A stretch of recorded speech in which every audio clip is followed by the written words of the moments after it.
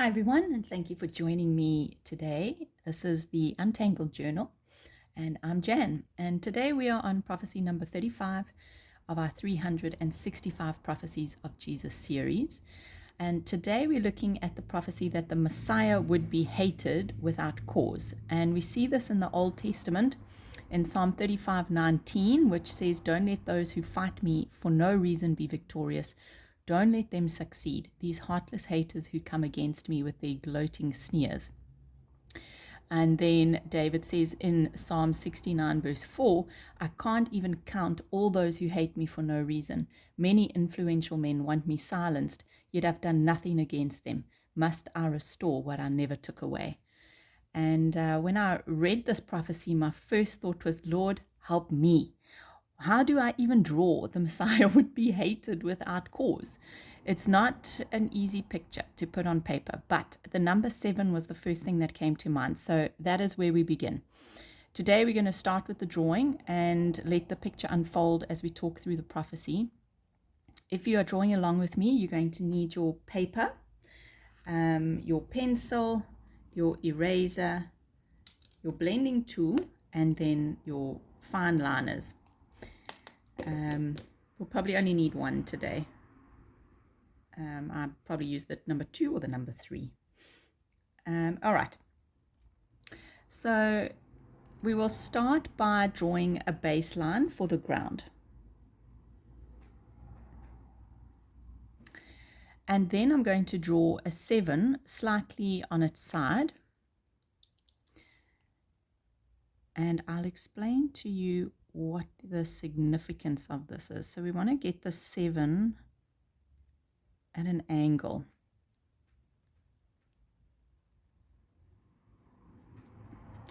And then just follow that, the outline of it.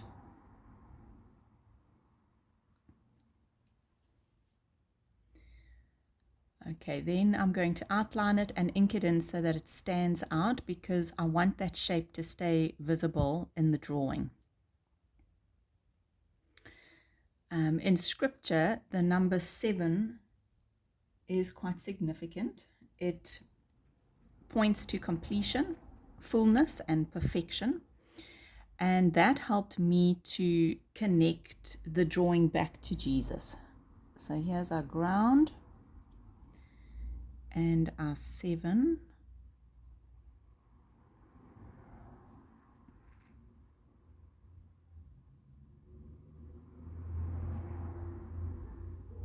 Okay, so you can see the 7 at an angle.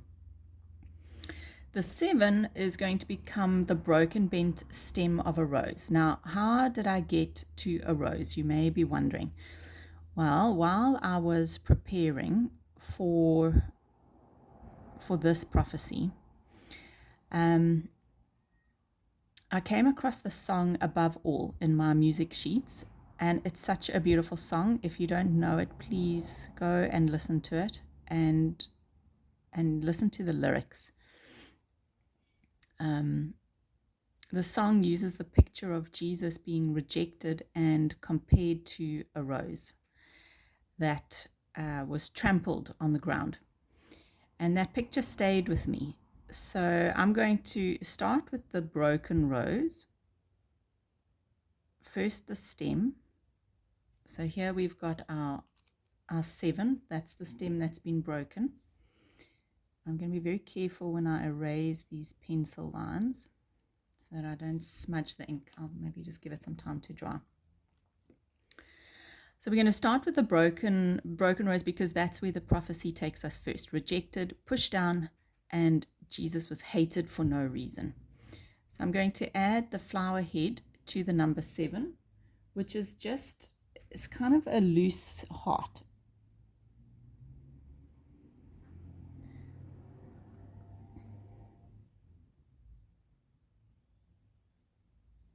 Okay, and then from there I'm going to build a few more petals around it, but they don't need to be perfect because they've been crushed. It's been broken. I'm going to do a petal that's also on the floor, on the side here.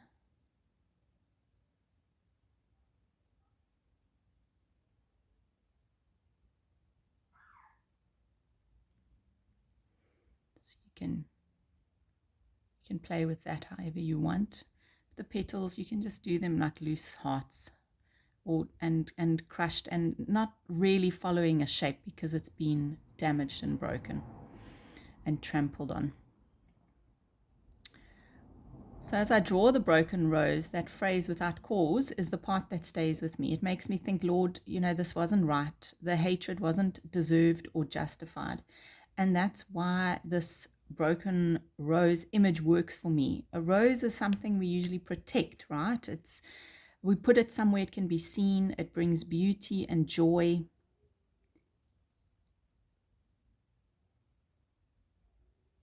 We don't usually throw it down and trample it underfoot. So let's go and ink these petals in.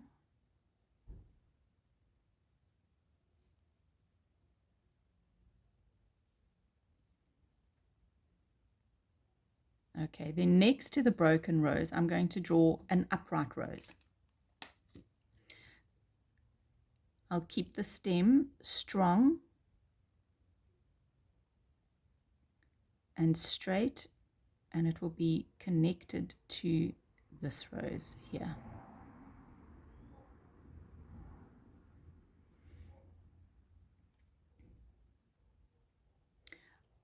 The flower I'm going to keep open and in bloom.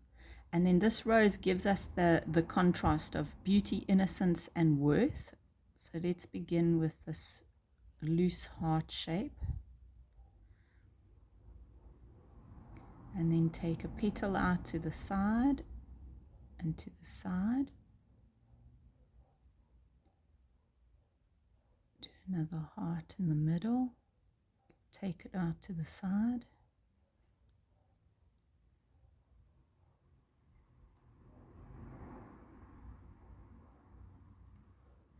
That's my rendition of a rose. And then I'm going to add a few thorns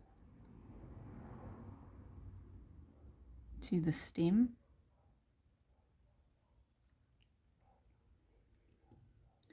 So Jesus should have been honored and not rejected. This contrast brings the point home for me today. Beauty, innocence, and worth on one side, and rejection and brokenness on the other. But even though people hated Jesus, it did not change who he was. He was still complete. He was still honored by God. And that is what the 7 reminds me of. Even if others could not see it or didn't see it or didn't want to see it, it was still true. And maybe someone needed to hear that. I recently read a friend's post that said, "You're seeking validation from a world that crucified a perfect man." And that really stood out to me. Because if the world could reject Jesus, then I cannot use the world's approval as the measure of my worth. And then we see in the New Testament, John 15:24-25, Jesus connects this prophecy to himself. He says that if he had not done miracles in their presence like no one else had done, they would not feel the guilt of their sins. But they had seen and hated both him and his Father, and all of this happened so that the scripture would be fulfilled. They hated me for no reason. So let's go and ink this rose in. And I'm going to leave this stem just white. I'm not going to ink it in. But you can if you want to. I just wanted the 7 to stand out. So when you see this image, you're reminded of the number 7, of the perfection and the wholeness and the completeness of Jesus, and how he was trampled on. He was hated without cause, without reason.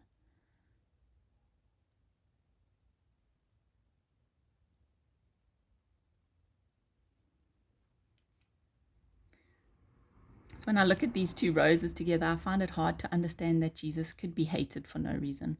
But maybe, as Jesus said, his goodness exposed the guilt of their sins, and this was part of what Scripture said would happen. He was hated by a broken world, and still he chose to take the fall for us. This prophecy feels heavier than some of the others, but for me at least, it doesn't but it doesn't end without hope. I think if Jesus could love like this and his spirit lives in me, then I have to believe there's hope for this broken world. I also have to ask myself where I need to love more like him. It's not easy to, but it is possible with his help. So the question I leave with you is this: who do you need to forgive? And where have you been withholding love or holding on to a hard heart? And I want to leave today by strengthening and encouraging you, as I encourage myself, to just keep your eyes on Jesus, keep your heart soft, and follow his example of love. Let's go and add our pencil to the outside of the number 7. We're going to bring this, we're going to make this glow, give it a shadow. Use my blending tool.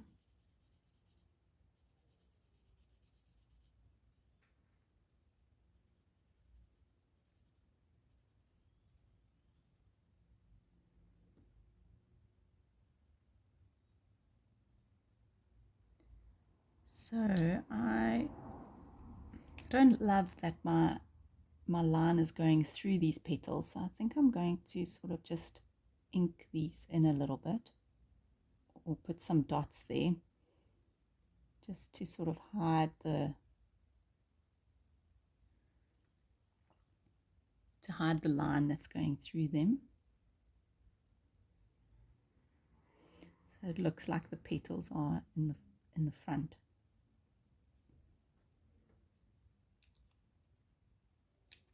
Maybe I'll even put a few dots on to give that impression it's been trampled on. All right, then I'm going to add pencil around the rose and bloom.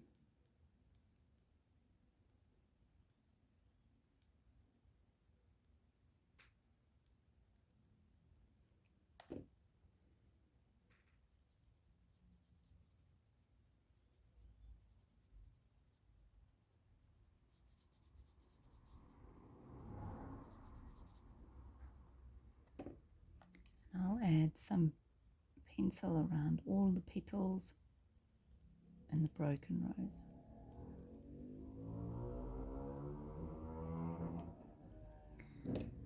And let's go blend that in.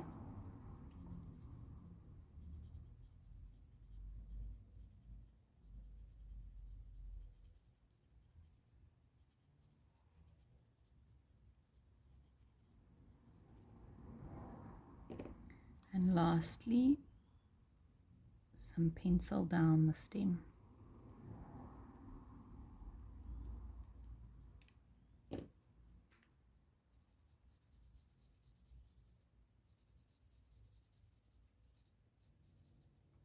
If you wanted to spend more time on this drawing, you could always go and put in a background of your choice, go and add some patterns to it and make it your own. I'm also going to add a bit of pencil to the floor.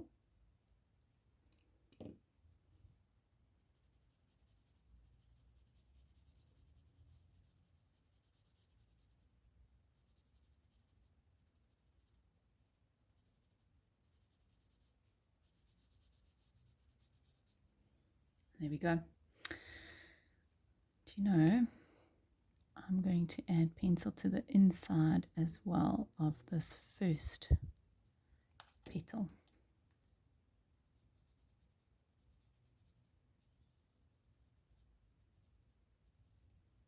There we go. All right, thanks for joining me today, and I'll see you again in the next one. Bye for now.